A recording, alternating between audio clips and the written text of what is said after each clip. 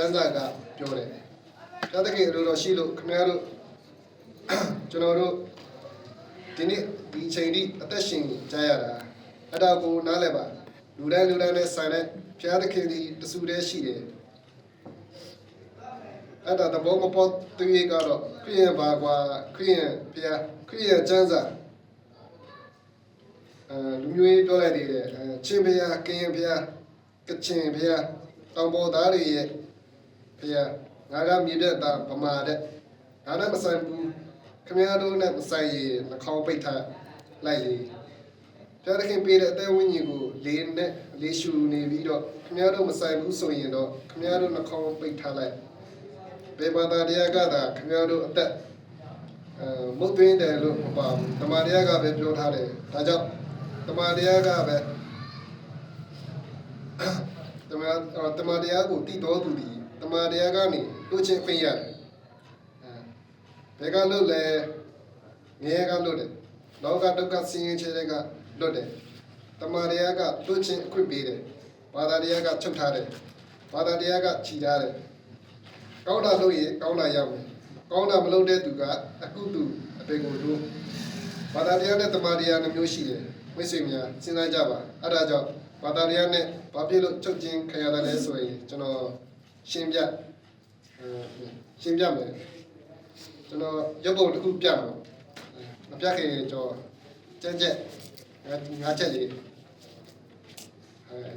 ဖတ်ပြအောင်နော်ရှမာကုခရစ်ခန်းကြီးခုနှစ်ငယ်20လူအတွင်းမှာထွက်သောအရာမူကားလူကိုညှဉ်းညူးစေသောအရာဖြစ်လူအတွင်းနှလုံးသားဆက်ကပေါ်သောကြံစီခြင်းသူများကိုပြမခြင်းမိမလွတ်နှင့်မာယုခြင်းလူအသက်ကိုတတ်ခြင်းသူ့ဥစ္စာကိုခုခြင်းလောဘလူကျူးခြင်းမနာလိုခြင်းလက်စားခြင်းညှဉ်းညူးခြင်းညူစုခြင်းသူ့အသေးကိုဖျက်ခြင်းတောင်းလွှားဆောက်ကားခြင်းလက်ပေါ်ခြင်းဤစိုးညစ်သောအရာတို့သည်အတွင်းမှထွက်လာ၍လူကိုညှဉ်းညူးစေတတ်သည်ဟုမိန့်တော်မူကပ္ပဦးကျမ်းခန်းကြီး6ငယ်9ရေကြီးပေါ်မှာလူပြီးတည်၍သူ၏စိတ်နှလုံးကြံစီရှိသမျှတို့သည်စင်မပြတ်စိုးညစ်ခြင်းတသက်ရှိကြောင်းကိုဘုရားသခင်သိမြင်တော်မူ၏ရှင်လုကာခရစ်ဝင်ကျမ်းခန်းကြီး24 25ငယ်26ကိုတော်ကလည်းပရောဖက်ဟောပြောစကားများကိုယုံနိုင်အောင်ဉာဏ်မရှိစိတ်ခံပါသောသူတို့ခရစ်တော်သည်ဤသို့ပင်အတိခံ၍မိမိဘုံစည်းစိမ်ကိုမြင်စားရမည်မဟုတ်သောမိန့်တော်မူ၏မဿဲ15ငယ်18 20ကိုတွင်မှထွက်သောအရာမူကားနှလုံးထဲကထွက်လာ၍လူကိုညှဉ်းညူးစေသောအရာဖြစ်မကောင်းသောကြံစည်ခြင်းလူအသ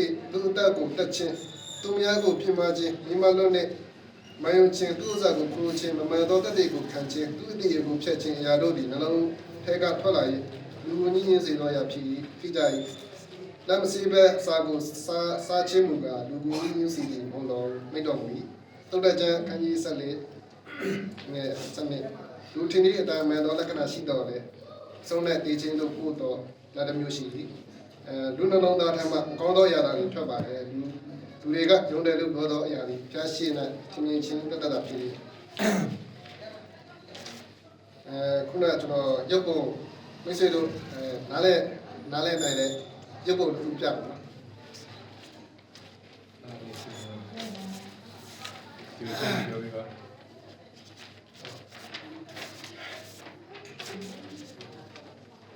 ဟောဒီလူရဲ့မျက်နှာကြည့်တော့သူရဲ့မျက်နှာကစိတ်ညှိုးညွမ်းပြီးတော့စိတ်မညံကြီးသွားဖြစ်နေတဲ့ပုံစံ။အော်ဒီ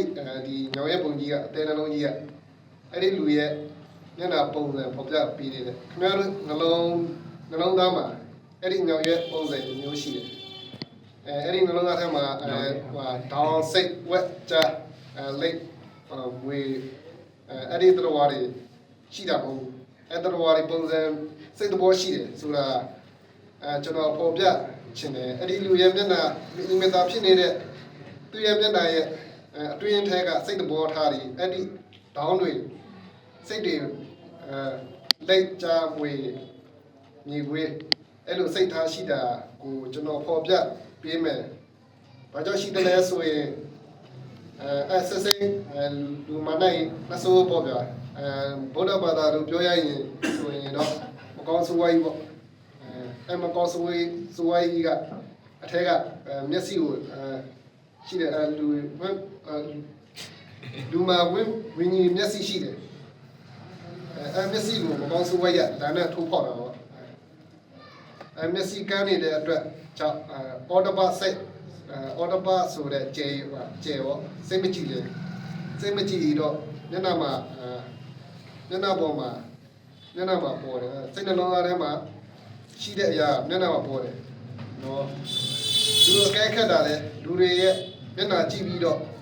အကဲခတ်တယ်ခင်ဗျားတို့နှလုံးသားထဲမှာဘာရှိနေတယ်လဲလူတွေရဲ့မျက်နှာကြည့်ရင်ပေါ်တယ်အဲ့ဒီလူရဲ့မျက်နှာရဲ့ကြည့်လိုက်ရင်အဲ့နှလုံးသားထဲမှာဘာတွေရှိတယ်လဲဆိုရင်အကဲခတ်လို့ရတယ်အဲ့တော့ဘေးမှာဖျားသခင်ရဲ့နှုတ်ထွက်စကားတမန်ကျမ်းစာတရှင်တော်ဦးတော်ဖျားကနှစ်ဘေးမှာရှိတယ်မိယောဖျားကအလုပ်လုပ်ဖို့ရရှိတယ်ဒါပေမဲ့စကားဒီလူမကြားရဘူးပြောတဲ့သူမရှိဘူးမကြားရတဲ့အခါကျတော့ဒီကောင်ကြီးကကောင်းကောင်းမျက်စိနဲ့ထိုးဖောက်တာပြီးတော့ဝိညာဉ်မျက်စိကန်းနေတဲ့အခါမှာသူ့စိတ်မချမ်းသာပဲနဲ့အဲ့လိုပဲသူ့ဘဝမှာနေရအခုစဉ်းစားတော့ခမရတို့ပြန်ကြည့်လိုက်မြင်အောင်ပြောမယ်တောင်းဆိုတဲ့တော်စိတ်နေဘလို့ရှိတယ်လဲတောင်းဆိုတာမချင်တယ်ဝါကြချင်တယ်တောင်းမြတ်ကကိုက်ရင်တိတ်လာတယ်အဲ့လူတွေကကြွားချင်တယ်ဝါကြချင်တယ်ဗျအလားပါမမောတယ်တတ်မဲ့တယ်အဲ့လိုနှလုံးသားရှိတယ်သူ့လိုစိတ်ဆိုတဲ့စိတ်နှလုံးသားရှိတဲ့သူရှိတယ်စိတ်ဆိုတာရှိစရာမကောင်းအမြင်ကက်စရာကောင်းတယ်စိတ်သားစားတာကောင်းတယ်စိတ်သားဈေးကြီးတယ်စားရကောင်းစားတာကောင်းတယ်ဒါပေမဲ့အစိတ်သားဟာတကယ်အမြင်ကက်ဖို့ကောင်းတယ်စူးဆိုတဲ့စိတ်ပြင်းတဲ့စူးဆိုတဲ့စိတ်ပြင်းတဲ့ဟာတဲ့သူဟာလိုမျိုးနားမလည်ဘူးဆွဲစားပြီးတယ်ဟိုနာပလက်ဒီနာပလက်ဟိုနာပလက်ဒီနာပလက်ဆိုတော့ဒီနာစိတ်ကတွေ့တယ်ဟိုနာရောက်နေပြန်ရောဒီနာစိတ်လိုမျိုးစိတ်တရှိတဲ့လူတွေအတင်းပြောကြတယ်ဒီအိမ်မှာအတင်းပြောလို့မဝသေးဘူးဟိုအိမ်မှာအတင်းပြောကြတယ်ဟိုဘက်အိမ်မပြီးသေးဘူးဟိုဘက်အိမ်ရောက်နေတာခရီးရန်များလည်းရှိတယ်စိတ်ခရီးရန်များပတ်ပြီးတော့မှနောက်ပြီးတော့မှစားတယ်စိတ်ဖြစ်စေတဲ့အရာတွေလည်းစားတယ်တချို့ကိုမစားရစိတ်လေးမတော့ရကျန်းစာတွေကပါတယ်မကောင်းတော့အမှုတွေရှောင်ကြတော့တဲ့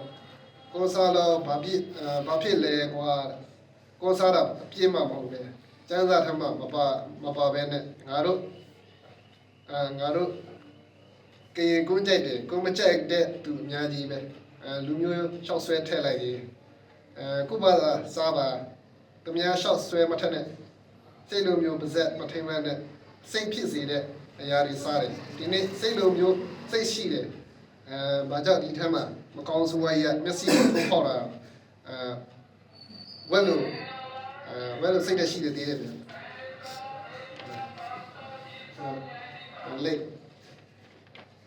လေကိုဘက်ကိုရက်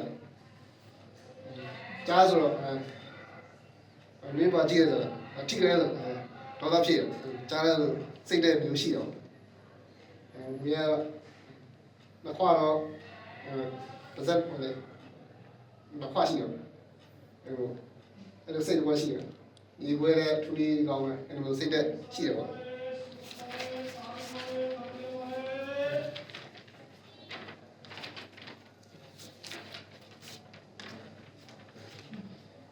လူချင်းရတဲ့ဆိုရင်ဖျားတခင်ရဲ့နှုတ်ကပတ်တော်ကြားဖို့လိုတယ်တမန်တရားနားမှာကြားလိုက်ရင်တမန်တရားကိုကြားတယ်ကျမ်းစာထဲမှာနှုတ်ကပတ်တော်ကြားတဲ့အခါမှာအော်ဒဘစိတ်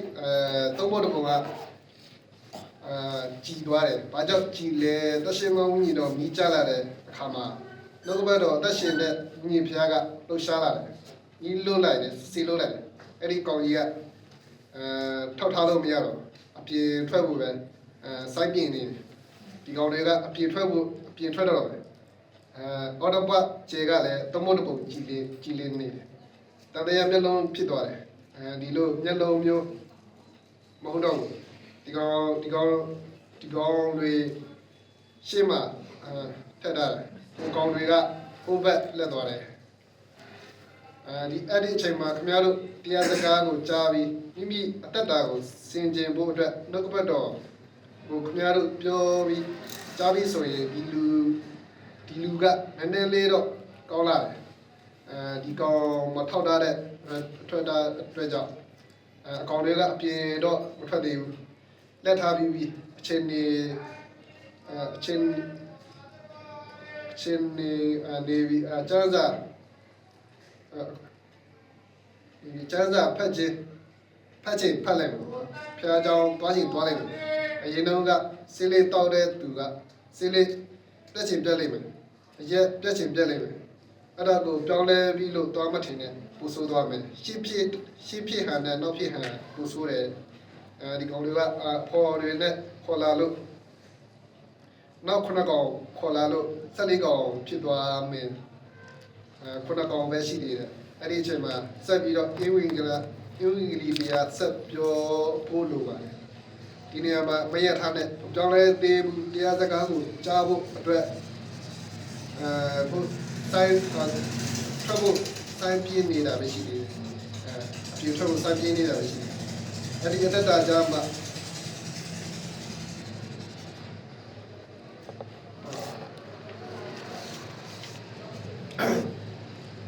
အဲ့ဒီအတ္တကြားမှာပြောင်းလဲတာယေရှု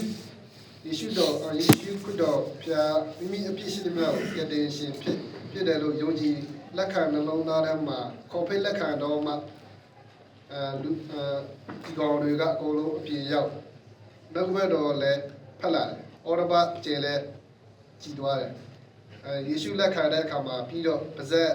ကခရစ်တော်အကြောင်းသက်သေခံသွားတယ်အတွင်ထက်ကအရာမျက်နှာမှာပေါ့ဒီလိုတက်တာပြောင်းလဲသွားတာမပြောင်းလဲသေးတဲ့တက်တာပေါ့ပြောင်းလဲခံပြီးတက်တာဒါပြောင်းလဲပြီးသွားတဲ့အတက်မျက်နှာမှာပေါ်တယ်ပေါ့ပြောချင်တယ်ယောဟန်ခန်းကြီး14ငယ်6ငါဒီလက်ပြီးဖြစ်တမန်တရားလည်းဖြစ်တက်လည်းဖြစ်ငါကိုမြင်ပြုလေဘယ်သူများခမဲတော်ထံတော်မျိုးရအချင်းကြောင့်မဟုတ်ပဲယုံကြည်ခြင်းအဖြစ်အတာကယ်တင်ခြင်းကျေးဇူးကိုရရှိနိုင်တယ်ယောမ10ခန်းကြီးကိုတင်းဒီခင်ယေရှုကိုနှုတ်ဖြစ်ဖို့ခံ၍ဘုရားခင်ဒီသူ့ကိုတင်ခြင်းမှာထမြောက်စေတော်မူ၏စနေလုံးထဲ၌ယုံကြည်လင်ကယ်တင်ခြင်းလို့ရောက်လိမ့်မည်ကျမ်းစာတွေရောက်စီတိုင်းဘုရားခင်ကောင်းကြီးပါ